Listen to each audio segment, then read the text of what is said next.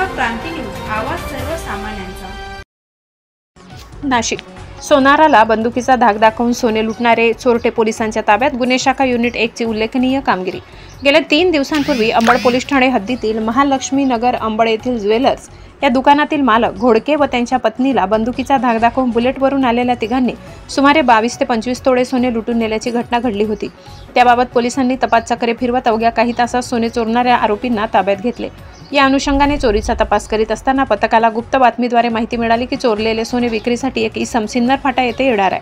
त्या ठिकाणी पथकाने सापळा रचून निलेश उर्फ Shubham Hiralal Beldar, flat number 9, Nandan apartment, Dattanagar, Chunchade, Nashik यास पकडून त्याच्या ताब्यातून गुन्ह्यात वापरलेली बुलेट व सोने 44.580 ग्रॅम वजनाचे सोन्याचे दागिने व 87.770 ग्रॅम चांदीचे दागिने, गुन्ह्यात वापरलेली बुलेट, मोटरसायकल असा एकूण 5,40,225 रुपयाचा मुद्देमाल जप्त करण्यात आला असून आरोपीने कबुली दिली आहे की सदर जबरी चोरी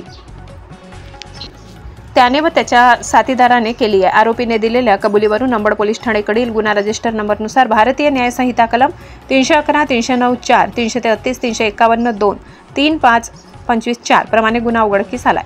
सदर कामगिरी वरिष्ठांच्या आदेशान्वये पोलीस निरीक्षक मधुकर कड, हेमंत तोडकर, महेश हिरे, चेतन श्रीवंत, महेश साळुंके, विशाल काठे, उत्तम पवार, योगीराज गायकवाड, कैलास चव्हाण, रोहिदास लिलके, रवींद्र आढाव, धनंजय शिंदे, विशाल देवरे, मिलिंद सिंग, परदेशी राहुल पालखेडे, विलास चारोस्कर, मुक्तार शेख, अप्पा पानवड, अमोल कोष्टी, नितीन जगताप, राम बर्डे, जोगेश्वर बोरसे, मनीषा सरोदे, किरण शिरसाट, सुखराम पवार, समाधान पवार, नंदकुमार नांदुर्डीकर, प्रकाश महाजन, चंद्रकांत गवडी, मनोहर शिंदे, किरण अहिरराव, अतुल पाटील, महेश खांडवाले, तेजस मते या पथकाने उत्कृष्टरित्या कामगिरी पार पाडली। महाराष्ट्र क्रांती न्यूजसाठी मुख्य संपादक प्रकाश बागुल, नाशिक।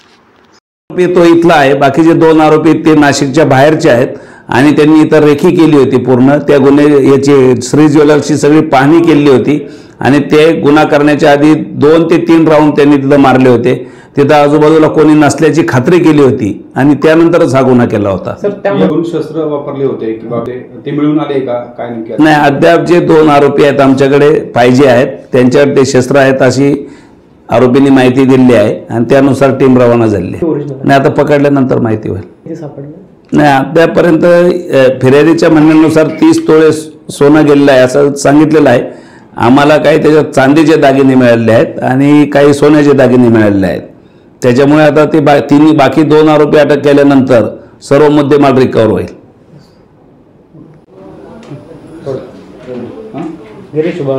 सर, या गुन्ह्याची उकल केली आहे, नेमकं काय काय निष्पन्न झालं? दिनांक 17/2/25 रोजी अंबड पोलीस स्टेशनच्या हद्दीमध्ये साधारणतः दुपारी 2च्या सुमारास श्री ज्वेलर्स येथे 3 अज्ञात चोरट्यांनी पिस्तुलाचा धाक दाखवून त्यांनी तिथलं सोनं चोरी केलं होतं। त्यानुसार अंबड पोलीस स्टेशनला रॉबरीचा गुन्हा दाखल करण्यात आलेला होता।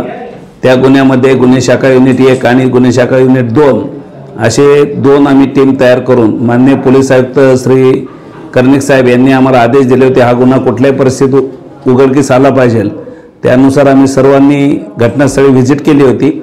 त्या अन्वये आज मिळालेल्या माहितीनुसार सर्व तांत्रिक विश्लेषणाच्या आधारे आमच्या पूर्ण टीमने 2 दिवस कंटिन्यू त्या एरियातील सर्व तांत्रिक विश्लेषण केले, काही फोनचं ॲनालिसिस केलं आणि त्यानंतर आज एक आरोपी पकडण्यात यश आलेलं आहे। त्यामध्ये सोन्याचे दागिने व त्यांनी गुन्ह्यात वापरलेली बुलेट मोटरसायकल ही जप्त करण्यात आली। त्यात जो आरोपी अटक केलेला आहे त्याच्यावर सातपूर पोलीस स्टेशनला 2019 साली एक स्नॅचिंगचा गुन्हा दाखल आहे आणि आता पुढील कारवाई आम्ही अंबड पोलीस स्टेशनच्या ताब्यात देत आहे। 2 आरोपी याच्यात पाहिजे आहेत, त्यासाठी 2 टीम रवाना केलेल्या आहेत आणि त्या टीमला अद्याप आरोपी शोधत आहेत। अशाच नवनवीन बातम्या पाहण्यासाठी आमच्या महाराष्ट्र क्रांती न्यूज या YouTube चॅनलला लाईक करा, सबस्क्राईब करा आणि बेल आयकॉनला प्रेस